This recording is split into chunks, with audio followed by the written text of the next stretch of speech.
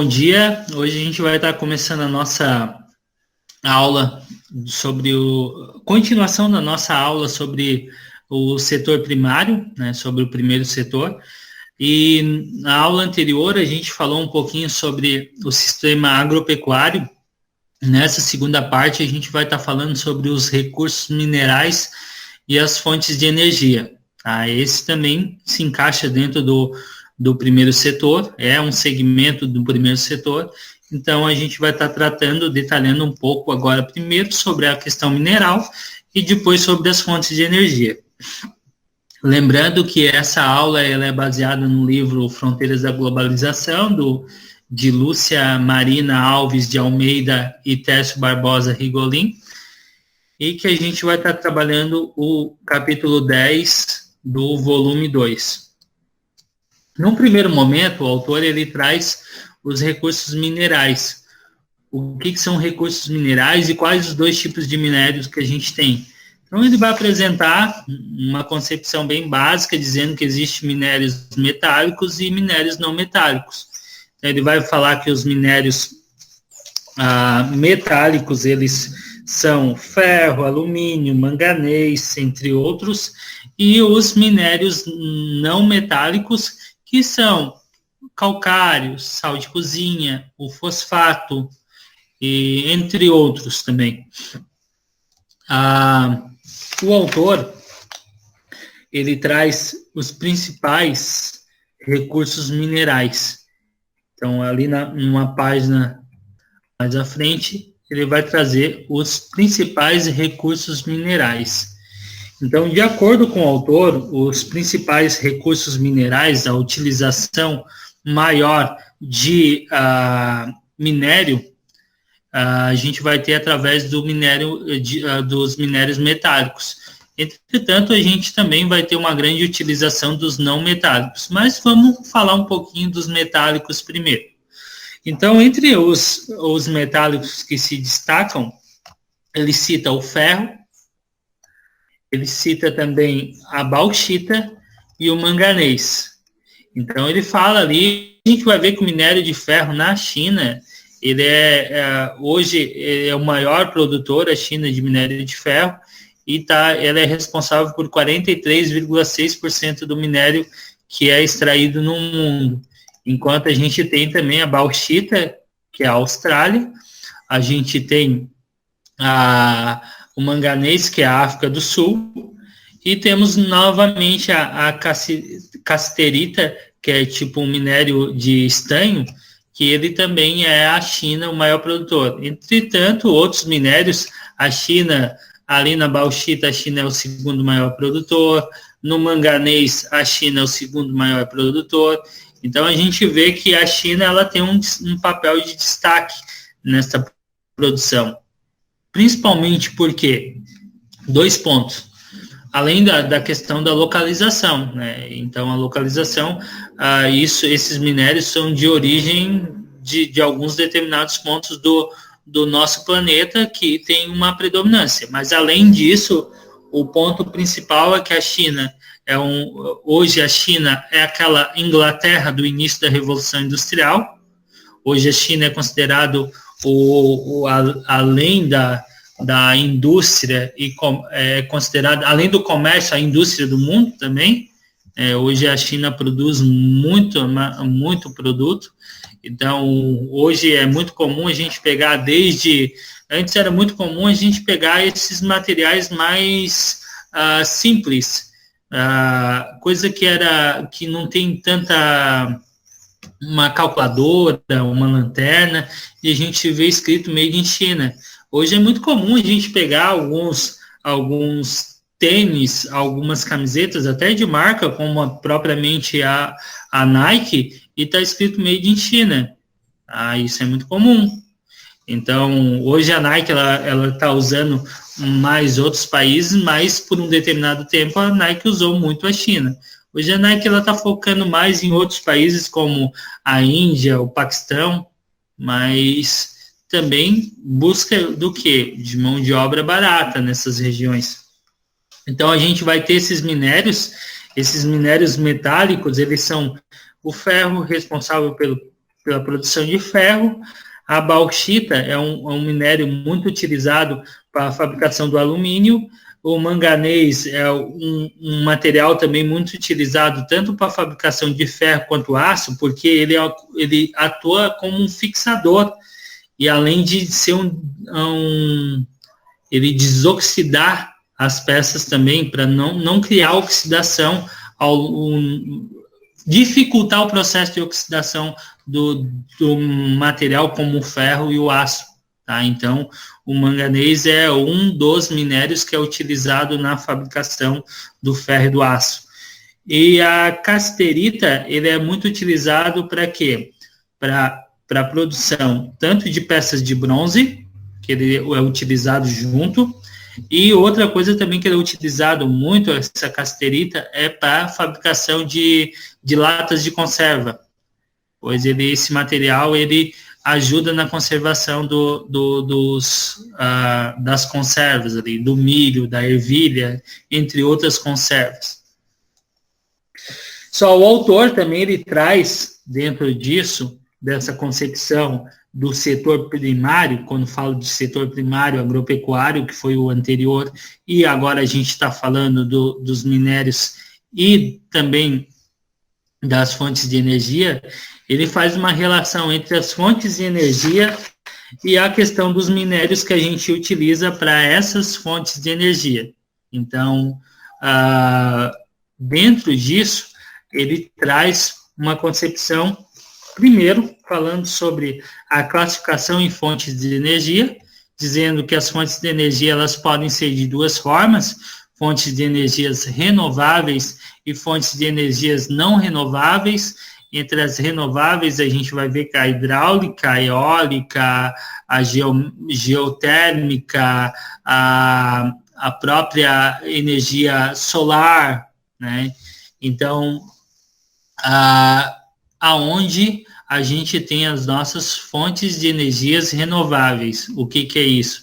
Que não acontece um esgotamento devido à utilização, devido à captação de energia, não existe um esgotamento dos recursos naturais. Então, por isso que eles são fontes de energias renováveis. Elas se renovam com o passar do tempo.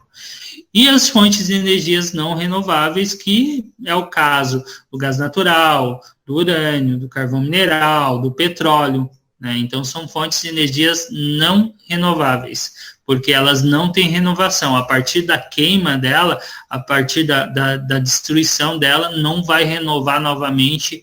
O processo é muito lento de renovação de alguns, como o petróleo. O petróleo ele precisa fazer um novo ciclo, não aquele petróleo que foi utilizado, mas uma nova matéria-base vai ter que surgir para a criação do novo petróleo, que vai demorar provavelmente milhões, bilhões de anos para a gente ter novamente esse produto. Então, dentro disso, a gente vai ter o consumo de energia no mundo. Então, baseado nessas fontes, na classificação das fontes de energia. O autor ele traz um gráfico que é da Agência Internacional de Energia, que é apresentado em 2015, que ele fala ali sobre quais as fontes de energias que são mais utilizadas hoje no mundo. Então, ele vai trazer a fonte de energia que é mais utilizada hoje é o petróleo. Tá? Então, 39,9% das energias utilizadas, elas vêm através do petróleo. E eu não falo energia, quando eu falo energia, eu não falo energia elétrica, tá? Eu estou falando energia mesmo, que é a capacidade de realizar um trabalho. Então, para mim poder dirigir um carro, eu preciso de energia. Para mim poder executar um trabalho, eu preciso de energia. Eu preciso de ferramentas que, através de um processo de energia, elas vão me dar um resultado. Elas vão criar um movimento, tipo uma máquina, um motosserra, ou uma máquina de cortar, uma maquita. Existem diversas fontes de energia, tá? Então, com isso, a gente tem o gás natural, que é a terceira a quarta maior utilização, Perdão, a terceira maior utilização, a segunda é a eletricidade ainda, depois do petróleo, o que vem, que é o mais utilizado, é a eletricidade, e a terceira é o gás natural. Tá? E subsequente, aí vem outras como o biocombustível, daí vem outras como propriamente o carvão, aí vem outras como a questão de outros tipos de energia, tá? Então, dentro disso, a gente tem energias renováveis e não renováveis. Mas o autor, ele dá um destaque para alguns tipos de minério. E um que ele dá um destaque especial é o carvão mineral. O carvão mineral foi a base da energia, principalmente durante a Revolução Industrial. Com a Revolução Industrial, existiu 2 minérios que foram muito utilizados, um metálico e outro não metálico. O carvão foi utilizado para produção, principalmente na queima na máquina a vapor.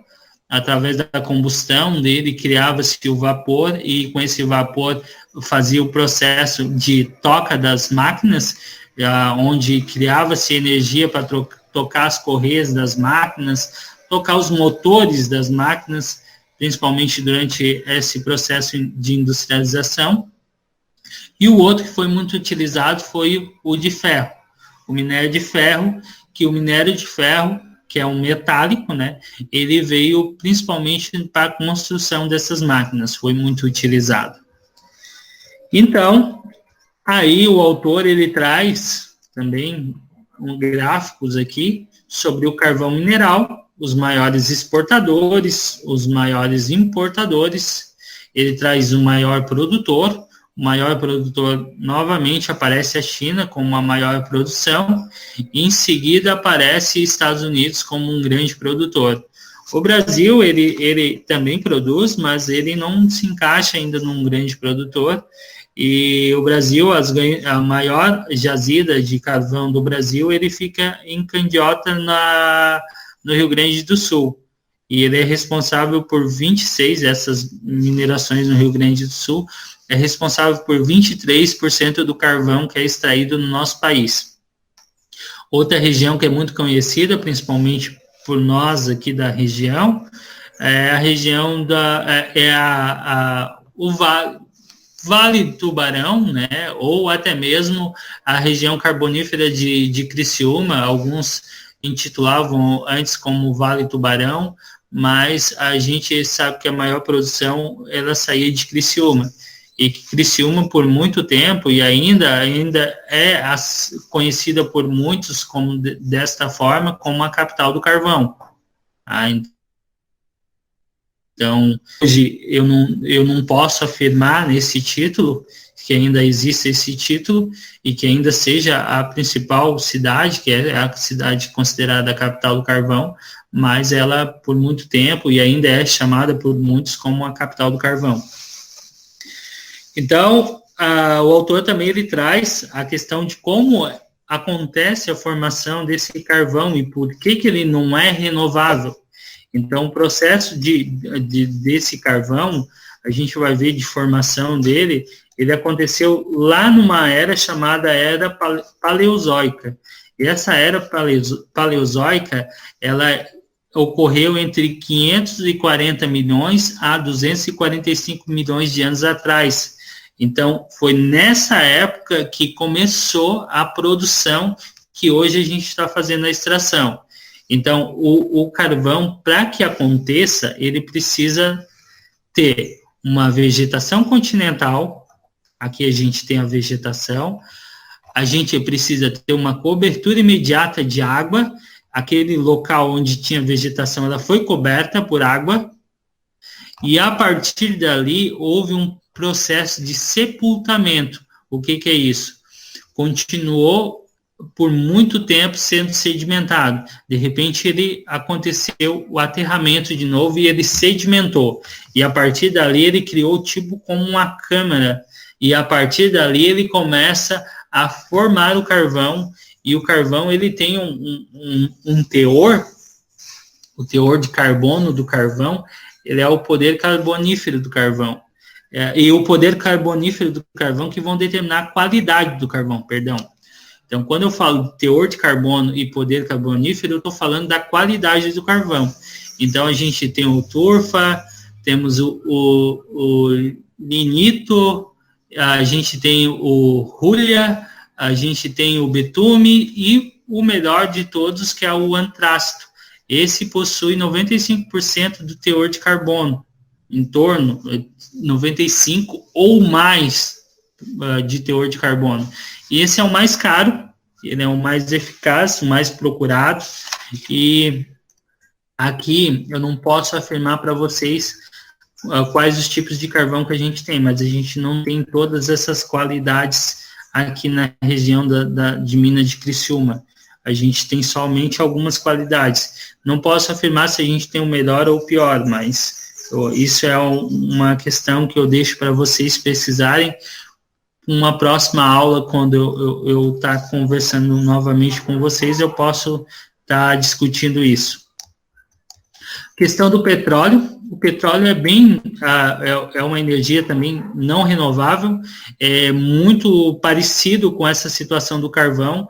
O petróleo ele apareceu com maior força durante a segunda revolução industrial, onde a gente deixou de lado um pouquinho aquela energia tocada a vapor e partimos para o motor a combustão. Aí aparece muita utilização do petróleo. Então, o petróleo também é um processo bem parecido com um processo de formação, com o processo do carvão. Mas antes disso, o autor também ele traz quem são os maiores produtores, os maiores exportadores e os maiores importadores. Então, a gente vai ver que o petróleo, um dos maiores produtores de petróleo, entre os maiores produtores, a gente tem Arábia Saudita, Rússia e Estados Unidos.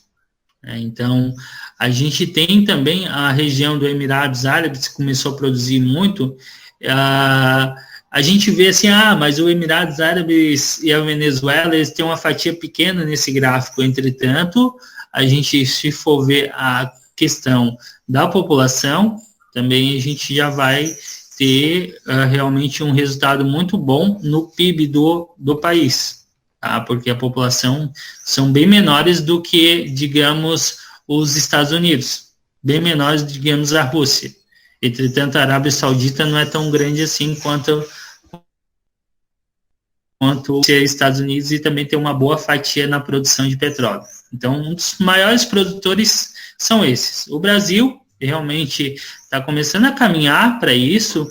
Apareceu agora, há pouco tempo atrás, na década de 2010, apareceu o nosso pré-sal, né, que é uma área bem grande, principalmente entre a região abaixo do Nordeste, né, uma faixa litorânea abaixo do Nordeste, basicamente Sudeste e Sul, né, mas pega uma partezinha do Nordeste também, que é uma faixa onde a gente tem o pré-sal, que é uma faixa onde a gente tem uma presença muito grande de petróleo, tá, que é abaixo da linha do pré-sal, abaixo dessa camada do pré-sal, no oceano, a gente vai encontrar algumas câmaras onde tem esses depósitos de petróleo e também de gás natural, porque quase sempre onde existe o petróleo, a gente vem acompanhado do gás natural. Então, os maiores exportadores, a gente tem a Arábia Saudita, a Rússia também exporta bastante, os Estados Unidos não exporta tanto, porque ele utiliza muito da sua produção dentro do próprio país. E aí os maiores importadores, quem busca mais de fora, aí a gente vai ter o quê? Novamente os Estados Unidos. Tá, mas os Estados Unidos ele importa e exporta, como que é isso? Realmente, às vezes, a produção dos Estados Unidos, às vezes é mais viável ele importar, trazer de fora para dentro do país, do que ele produzir. E manter aquela... Porque a gente tem que entender que alguns países têm que fazer uma proteção do próprio mercado, senão o mercado quebra. Então, é mais fácil ele importar, porque às vezes é mais barato, mas ele também tem que utilizar a matéria-prima de dentro do país, porque se ele só importar, o setor de dentro do país que faz essa produção, ele perde. Então, ele começa a quebrar o próprio país. Então, com isso, as pessoas começam a entrar em falência. E isso, para um país, é ruim. Então, é por isso que há parcela de importação e exportação ali dentro. A formação do petróleo, ela é semelhante à formação do carvão. Também tem que ter uma cobertura, como foi feito. Entretanto, a gente tem que ver que a formação ela é através desta decomposição de matéria orgânica, no caso de seres vivos, e também de alguns... eles têm que ficar, esses seres vivos, eles têm que ficar suspensos em câmaras superficiais, onde tem que ter a presença de água doce também, ou de água, não interessa se for água doce ou salgada, mas tem que ter a presença de água, e aonde eles vão criar as câmaras, onde vai ficar depositado o petróleo. O petróleo fica depositado, que é a parte líquida embaixo, e cria-se câmaras onde fica depositado. Muitas vezes, essas câmeras são utilizadas... Essas câmeras são utilizadas também para extração do gás natural. O gás natural é muito utilizado dessas câmeras. Então, antes ou durante o processo de retirada do petróleo, é retirado o gás natural também dessas câmeras que fica armazenado. Eles são tipo como cápsulas, onde ficam armazenados. Então, esses são as fontes de energias não renováveis, esses são os minérios não renováveis, e a gente também tem os renováveis, as fontes de energia renováveis. Aí a gente vai falar da nossa principal fonte aqui no Brasil, que é a energia elétrica, vindo através da força das águas, a parte hidráulica, então através das hidrelétricas. Aqui a região, aqui principalmente do Vale do Braço Norte, é muito rica nessa questão da hidrelétricas, né? A gente tem pequenas usinas aqui ao longo do nosso rio, e também temos grandes usinas no nosso país, né? Então a gente vai ver que o grande produtor de energia, elétrica por força hidráulica não é o Brasil, né? Apesar de ter uma grande produção, ele não é superior à produção da China e dos Estados Unidos. Também a gente tem outras energias como a questão...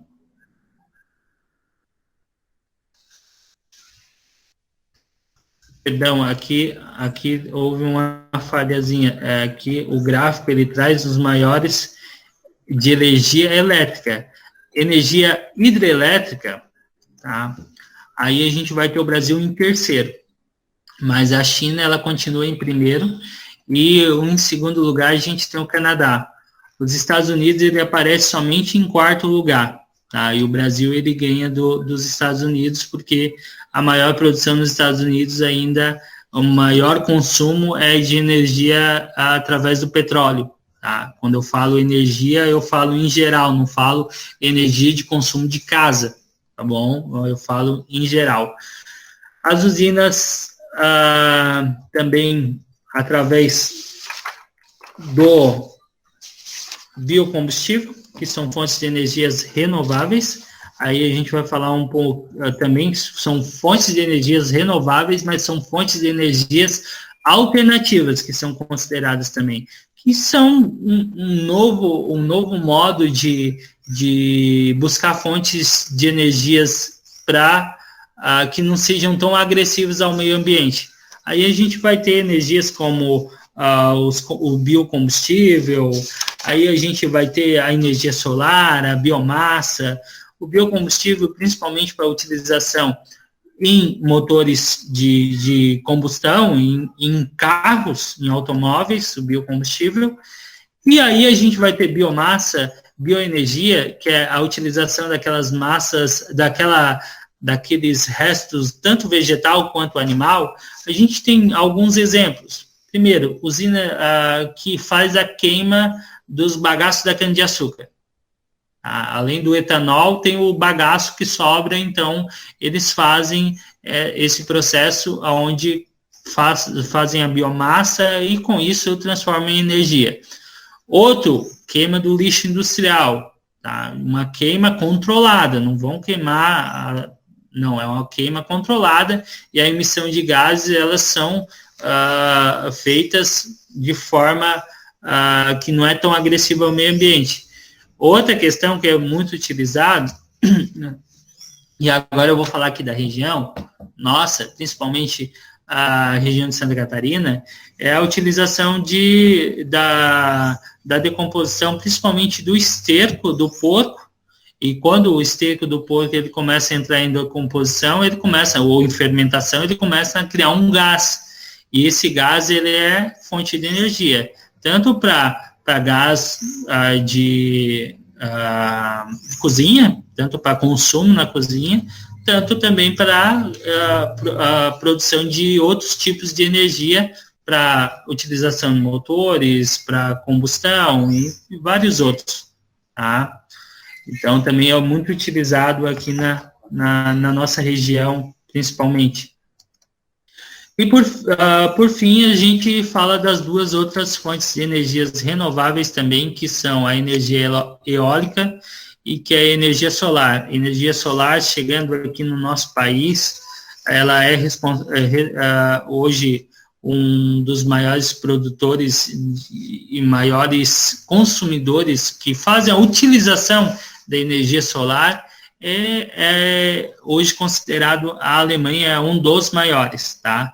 Mas isso está mudando, esse cenário. Esse também foi trazido pelo autor com base em 2015, mas só que a gente vê que vários países estão adotando essa questão, estão incentivando o consumo de energia solar, e a gente vê que o Brasil também está seguindo isso, o Brasil está incentivando isso, até está dentro dos objetivos, dos 17 objetivos do desenvolvimento sustentável, que é uma aula que também tem para vocês lá assistirem, que é a questão de energias renováveis. Então, garantir esse acesso a todas as pessoas para que possam fazer ou optar pela energia renovável.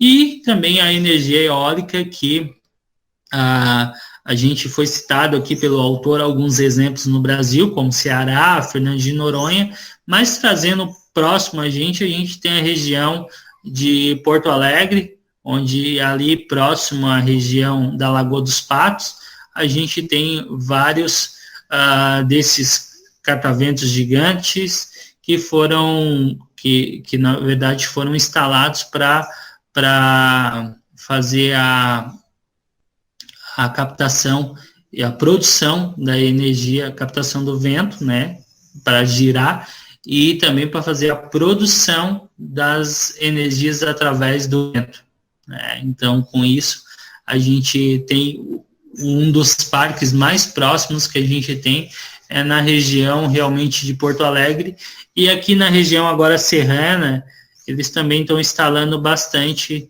essa questão dos cataventos para produção de energia eólica.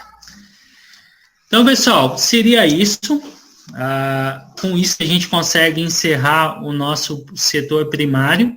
Então, tudo que a gente falou de setor que é produção primária, que é setor agropecuário, que é setor de produção de energia, que é setor de extração de minério, tudo isso faz parte do setor primário. Então, a próxima aula a gente vai estar discutindo já um outro segmento, que é o setor secundário. Bom? Ficou alguma dúvida?